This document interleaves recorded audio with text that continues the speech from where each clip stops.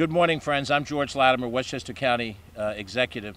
We're here at the home of Matt and Monica Marone in the town of Greenburgh, White Plains Post Office, Valhalla School District, to preview a little bit of where we think we're going to be as we announce the county budget for fiscal year 2020. We're going to discuss today just a couple of the fiscal aspects of the budget. We are still working on final details on a number of different things. We expect to have a press conference on Friday, November 8th, when we turn over the budget to the Board of Legislators with detailed information about all elements of county government, what we're funding and what level we're funding it, and we'll be happy to answer all the hard details that you're going to want to ask at that time. The board will have roughly a month or so for them to debate it and make any amendments that they want, and then we'll discuss those changes as we go forward. Right now, though, because so many people worry about what is the tax impact of the budget, what is the fiscal impact of the budget, we wanted to at least let you know that we made some key decisions, some of which we alluded that we would strive for, but now that we know that we're in the final phases of the budget, we can assert with some accuracy. And we think those fiscal policies are the ones that get discussed most by the largest number of people. So as we present the fiscal year 2020 budget, we will be presenting a budget to the Board of Legislators that will cut the county property tax levy. The degree of that cut is not yet finalized because we are looking at expense sides of the budget. We have a variety of cost factors that we're trying to assess how far we want to be able to fund those things. But we're confident now, above what I said previously, that we would have a tax freeze. We will now be able to cut property tax levy in the budget that we submit.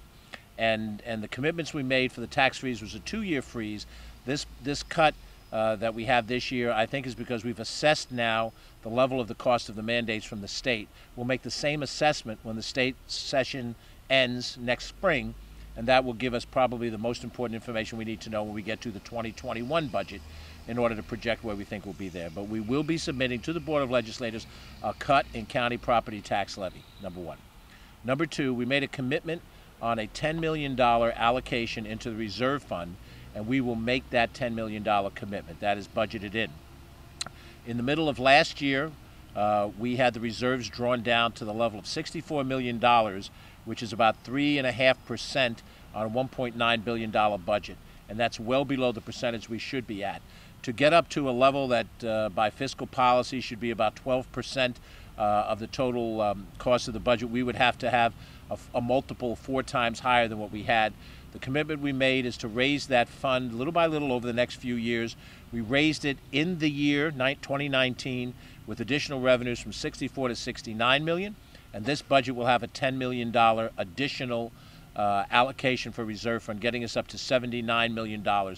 We are not where we need to be, but it's about a 23% increase over where we were at its lowest, and we think we're heading in the right direction. Like anybody, like the Marones, like any of us, you have to have a certain amount of money in your savings to cover whatever unexpected things may happen. And, you know, God forbid that something unexpected would happen at a county level, but it could, and we need those reserves to be higher in order to have a sense of safety going forward. We've also now can commit that this budget will be balanced without any one-shot revenues.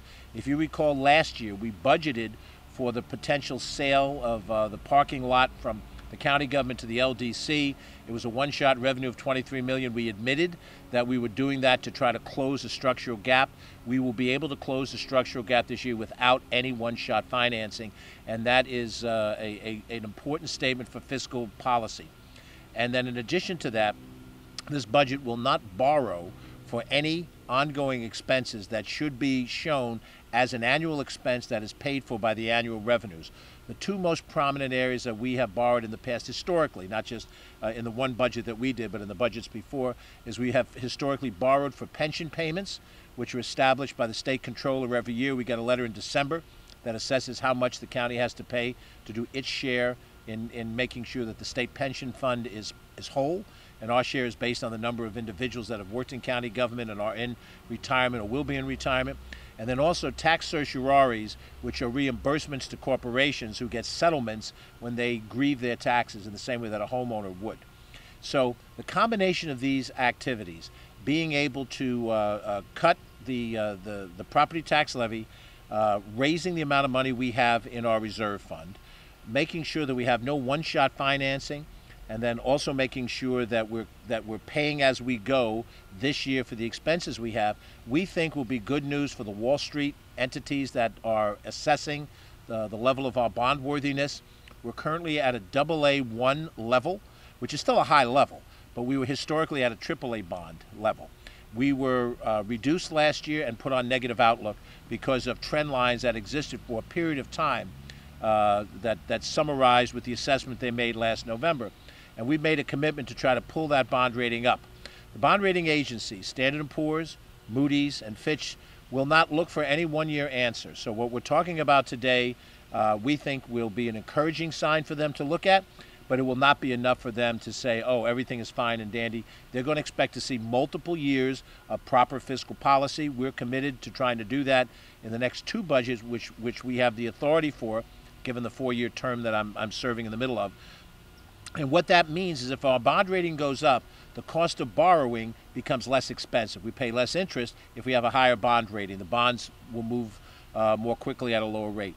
What that means for the Marone family and every other family is less of their tax dollars is going for the interest on the borrowing that we spend. And we have to borrow in order to do the capital project programs we have. Now, you've seen that we have a robust capital projects program, $310 million worth of improvements. That's fixing roads, fixing bridges, making improvements in our park system, our sewer treatment plant, all the necessary things that we have, the assets of the government. Just the same way that a homeowner will invest money in their house to fix the things in their home. We've done the same thing, and we have to borrow to do that. And in the process of borrowing to do that now, hopefully, we'll be showing the bond rating agencies that we're showing the right fiscal policy and we're moving in the right direction of credit worthiness.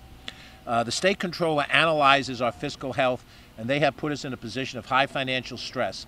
I might point out that every other major county in New York State has also been put in a position of high fiscal stress because the state government has made mandated costs on us, and those mandated costs don't seem to disappear, they don't seem to shrink, and so therefore when the controller looks at us, and they need to see steady revenue to offset the costs that come in. And that's, this is not high-level government finance. This is like Finance 101. And on Finance 101, we're going to have to show the things that I've said today consistent next year, hopefully consistent the year after that and the year after that. But at the same time, while we're not discussing the spending in our other categories today, we have been committed to spending money that we consider investments in the right type of programs that we have. And that includes programs where we deal with our not-for-profit community as well as our business community. So this is not a statement of a change in philosophy. This is that because we were able to find non-property tax revenue, we were able to negotiate or renegotiate certain contracts and get savings in them, that we have the ability to make these commitments today and stand behind them when we issue the budget on Friday the 8th. Now, as I always say, because I spent 13 years in the county legislature, the legislature has the authority to rearrange priorities as they see fit. And if we say apple, they can say 2 apples, or they could say a half of apple. They have that prerogative. And at the end of their deliberations, they will resubmit a budget as modified to myself, to us as the executive branch. Then we have the opportunity, if we choose to veto the overall budget if we don't like it, or to line item veto any item of spending that they have added to the budget.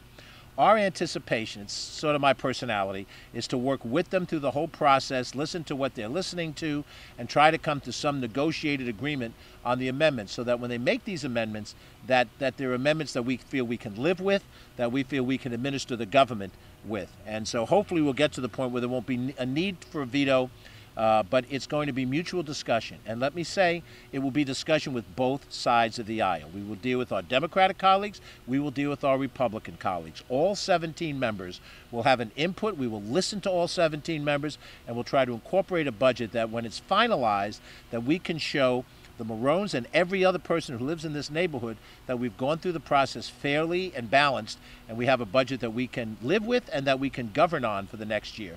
It doesn't do us any good to make projections that don't come to pass, mid-year budget crisis, close down pools, raise fares of things, and all that kind of mid-year. That would send the wrong message, not just to the bond rating agencies, which it will, but to every homeowner in the county that we really don't know what we're doing. Now, if a crisis occurs, if we have an act of God, and I don't even want to theorize what they might be, hurricanes, or if the state, which is above us in the structure, creates a completely different fiscal picture for us, which they have the capacity to do, we'll respond to that. But absent that, what we're talking about today, we think, are both responsible policies, and they're also policies that we can live and grow with. I understand that you'll ask some questions about things that we're not finalized with, so I'm not trying to dodge it. We'll have all the full answers for you, full responses for you on the 8th, and then the Board of Legislators will go from there. But we have gotten as far, our executive team, Joan McDonald, our Director of Operations, and Ken Jenkins, our Deputy County Executive, and the other players around the table, with these commitments that I'm making today are solid.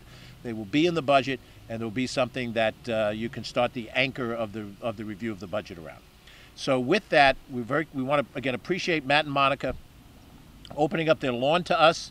I don't know if we have to come back and resod anything. I'm sure they'll let us know.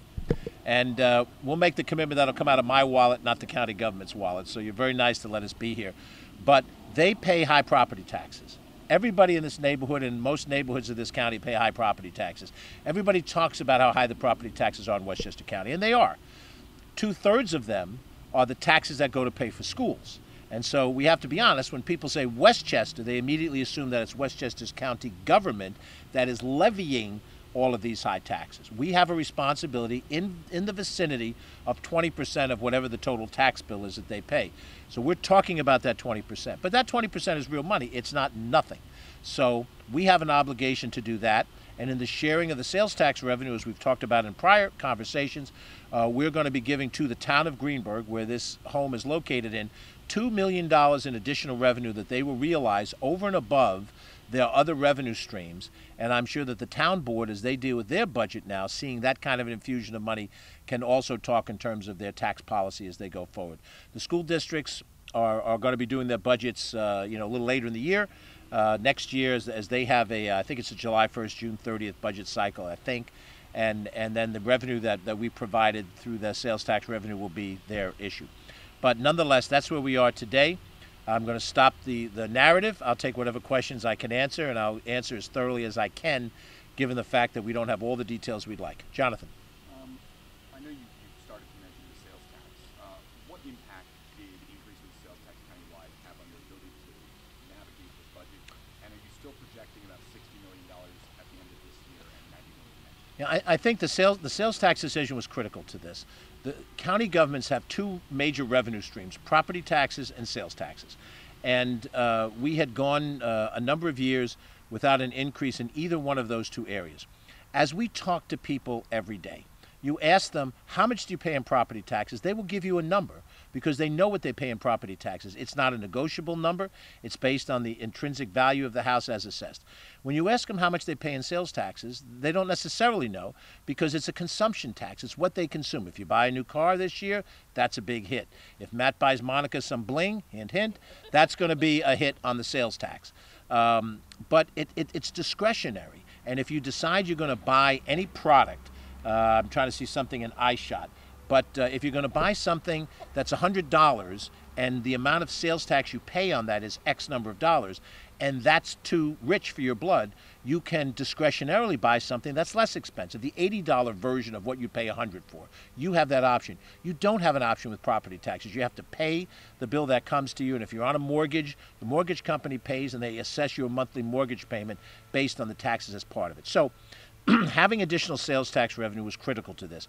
But, we shared back to local governments and to school districts because they too are under stress to be able to run their governments. And keep in mind that of the $1.9 billion, approaching $2 billion worth of spending that the county government does, 65 to 70% of it is mandated expenses.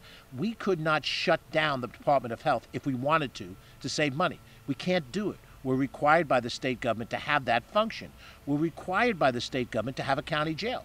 We're required by the state government to have a probation department to meet that county jail. So, and by the way, the staffing of those departments are also established under certain metrics that the state will require. We can't go to the jail, which is not far from here, and say, you know what, we're going to cut staffing in half to save money. State will say, no, you can't do that. You need these many people as a minimum to run that jail of so many beds. So when you look at the different options we've had, we've done some intelligent things. We've talked about them over the course of the year. Joan McDonald and John Nona, our county attorney, renegotiated the Liberty Lines contract and saved $20 million over 5 years. Peter McCart, of our head of our sustainability team, identified a company that sends us revenue when we go off the electric grid during the summer and we reduce our electric usage. We get, I'm going to generalize and say $1 million from that. John Nona negotiated a contract with Airbnb to give us $500,000 of non-property tax revenue from those people who have Airbnb units that they put out for sale and have not paid an occupancy tax on that. So we've been creative in a host of ways to get non-property tax revenue. The more non-property tax revenue we get, the less we have to turn to the property tax to run the government, and that is the direction we're going in. But realistically, property and sales taxes are 1 and 2 in terms of their revenue impact, and we don't have the ability excuse me, we don't have the ability to change the property tax with a property tax cap, and frankly, we don't want to raise the property taxes to a high level if we can avoid it. So the sales tax, because it is a consumption tax, if the economy of the country grows, then that revenue is generated without us changing the rate any further. And all we did in sales tax is equalize the rate across the county. But I'll turn again to Matt and Monica. If they go down into White Plains and buy something at Nordstrom's or at Neiman Marcus, they paid 8 3/8. If they went on Central Avenue in Yonkers to buy something, they'd pay 8 3/8. That's the same amount now that they're going to pay if they go into Armonk and buy something, the same 8 3/8. It went up in Armonk to equalize the other parts of the county. Other questions, Tony? The district attorney is having an event as we speak about bail reform, and talking to the local chiefs of police, you talked extensively about staffing at the jail. Does bail reform impact the bottom line in this budget this year? It does. This is one of the areas where we haven't finalized the amount of increase. We will be increasing the district attorney's budget without question. We've already added in this year, for the year, 6 additional staff positions that they needed to begin the process of implementing these changes in criminal justice reform. And I might highlight the changes in criminal justice reform were part of a state mandate. State passed legislation in June that changes the rules of discovery. It's kind of inside baseball, but it puts more burden on the local police departments, on the county police department, and on the DA's office. So there's no question that the DA's budget is going to go up. How much it goes up is what we're still trying to work through. We're in dialogue with the DA to try to determine how best he can meet the mandate changes. We know he needs more people, and he's going to have more people to do it. How many more people is what we're trying to work through to get to a final number. Does the population at the jail drop and you save money? Well, it would if you go back to what I said a few minutes ago, in which the state requires us to maintain staffing at a certain level because the number of beds we have, not the number of occupied beds. So if you have an 1,800-person prison, and just to give you dummy numbers, if it was 1,200 occupied cells, 1,200 people incarcerated, we need a staff of X number of people to properly manage that number of inmates. If that 1,200 drops to 1,000, in business, you might say, well, we could release a couple of people from that responsibility, take that savings and apply it elsewhere in the government, maybe to offset the DA. Except that the state creates a standard metric for how many people we have to employ there, whether or not the bed is filled. So unless there's a compensatory change in what they mandate us, we're not going to be able to take a savings on the other end. And some of these things are not easily fungible, because when you talk about, sort of building the church for the size of the Christmas Mass or the shul for the size of the Yom Kippur turnout, what you don't know is if there's 1,000 beds today, there might be 1,200 tomorrow, depending on what happens out in the society. So you have to keep a certain size and a certain staffing ongoing. So, the argument that whatever is costing us on the DA side is easily offset by what might happen at the correction side, I think is not accurate. We're going to have to deal with the correction institution as its function, and frankly, spend more, tax levy to make sure that the DA has the staff that he needs, and what he needs and what we can afford is part of the negotiations between now and Friday. If you see the lights on late at night in the county office building, you can bet that's one of the issues that we're still talking about. Finally, how important was it to you to make this announcement before Election Day? Well, I wanted to make the announcement now because we have a lot of debate and discussion knowing that the budget is coming up, and people are saying, what's going to happen to my property taxes? When I talk to people, and I've been out talking to people during this election cycle, I'm not on the ballot, other people are, the single question that comes back over and over and over again is, what are you going to do with our property taxes? Individuals who are affected by elements of the budget will ask me a question about that particular element. What are you doing about the odors at the Ludlow sewer treatment plant? What's going to happen at Playland? What's going to happen at the airport? But in general, the universal question, and we could test it out, I don't know how many people are home now, we could ring the next 4 doorbells down the street, and I guarantee you the one question that each of them would ask is what's happening to my property taxes. So we figured the sooner we knew, and we frankly had this discussion over the last 48 hours. We knew that we could cut property tax levy, knowing the revenue stream, knowing the other expenses. It's a question of how much will the DA get, how much are we going to do for our not-for-profits that need additional resources. And when we figure out the calibration of that, we knew we were going to do it, Tony, that became a reason to say this and make sure that people understood where we were at. How much money is sales tax bringing in, roughly speaking? What is that enabling you to do? Peter, in the budget that we adopted for this year, we estimated almost an equal amount of sales tax and property taxes to run the government, both in the range of $570 million. And the total budget of 1.9, the remaining revenues are reimbursements from the state and the federal government. We have some other smaller, as I mentioned, some other smaller revenue streams. We have a hotel occupancy tax. We have an auto use tax. There's some other revenue streams. But those two run just about equal. Years ago, the property tax was far and away number 1. Sales tax was number 2. And sales tax is a volatile revenue stream. The more you rely on sales tax, the more you rely on economic activity. And if economic activity goes south, you don't hit those numbers. Since we had the sales tax rate come into effect in August, we've gotten an infusion of money, and so our sales tax estimate, if you go back and look at what we estimated for 19 without that in, the numbers are up. But they're up partially because of economic activity and much more so because of the 1% number that has boosted it. The projections we made next year for sales tax, and they are projections, we talked about it with the budget director, assistant budget director, we believe are realistic. They're not unduly conservative, and they're certainly not unduly optimistic. If they're unduly optimistic, then we get that mid-year budget crisis, and nobody wants that. So we think that as we're looking ahead, the number we'll give you in hard numbers will be a realistic estimate that we think we can meet. Now, there's one big issue with sales tax. The single biggest time of the year, we all know this, when Matt's going to buy Monica bling, comes at the holiday shop. Monica, I'm doing everything I can for you, my friend. And trust me, there are women in my life that are going to hear this and throw it right back to me when they see this, when they hear it on WCBS radio. The sales tax revenue really shows up in the month of December. And so we could be ahead of projections, and then it's the holiday shopping season that will either make or break the year of sales tax. We saw a very good September sales tax reality. That's the second largest time for sales tax, which is the back to school season, which is number 2. Halloween, which we're just about on the cusp of now, tomorrow, is the second largest holiday related spending. People are decorating for Halloween much more so now than ever before. And so what we're seeing so far in those two seasons is an increase in economic activity. If that projects to the holiday shopping season, then our sales tax numbers will be ahead of plan, and that'll be a basis for the estimates that we make next year. But you can't be sure until you see the numbers come in after the holiday season is over. Is there a number you're expecting now? What is that number? I don't have the hard number in that. That's part of what we will have on November 8th. And we're trying to make sure that the projection number is based on us checking with the various generation of sources of sales tax. For example, shopping in a department store and retail establishments generates a certain amount of the sales tax stream. Gasoline usage generates a certain percentage of the sales tax. So part of what we want to be sure before we finalize the number is, do we have a good fix of where we think gasoline prices are going to be?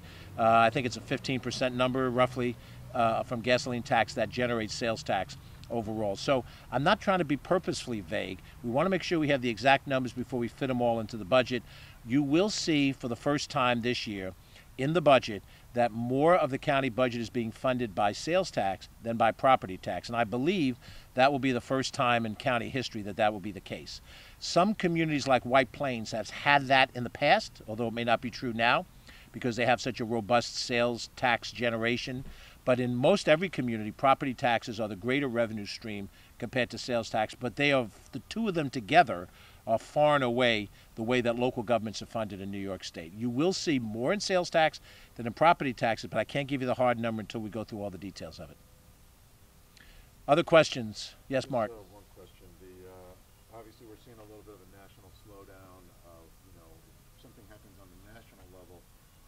affect the sales tax or that there's some kind of crisis in the next year. Is Westchester now prepared to weather that? Or? I think we are, and not just because we have a little bit better reserve fund. Much of our spending is timed over the course of the year. We're going to be looking at contingency plans the minute we see a downturn in any revenue stream that we would start to look at implementing. You know, you can argue it's not ideal, but your schedule for capital projects might slow down if you believe that you're facing not just a slight downturn, Mark, but a real recession. If the national economy goes into recession and we see a dramatic drop in sales tax, we see a dramatic drop. Now, we get a full collection from the warrants on property taxes, but if we see the towns are having trouble collecting their money from the locals, if it gets to that kind of an extreme drop, you're talking, though, on the version of a 1929 type drop in order for that to happen, then we'll be in a position early in the year to make decisions that will reduce the way we spend money so that we'll keep the budget balanced. If we built in a structural imbalance, then it would show up sometime in mid-year, and then we'd be reducing costs in a crisis mode. But, you know, this is the unfortunate headache that Joan McDonald takes to bed every night, that she's got to be prepared to look at the way we've allocated spending department by department and then be prepared to hold back and keep positions open if that's what we have to do. We don't anticipate that, even if there's a slight downturn in the economy. If it becomes more dramatic, then we'll deal with it, and that'll be our job. And, of course, you'll be there to ask us at the time what the specifics are of how we'll deal with it. But we don't anticipate a major drop. We think the budget that we'll submit to the board on the 8th will be responsible and will be one that we can actually administer through the course of the year. Any other questions? If not, I want to thank Matt and Monica again for being very gracious with their home. And we hope that you'll find us delivering as homeowners, as people who are growing your family here in this county, a county and a town that you can rely on. That's our responsibility, and we'll try to honor that commitment to you. Thank you. Thank you all very much, and we'll probably see you before then, but we'll certainly see you on Friday the 8th, and we'll get deep into the numbers. Thank you.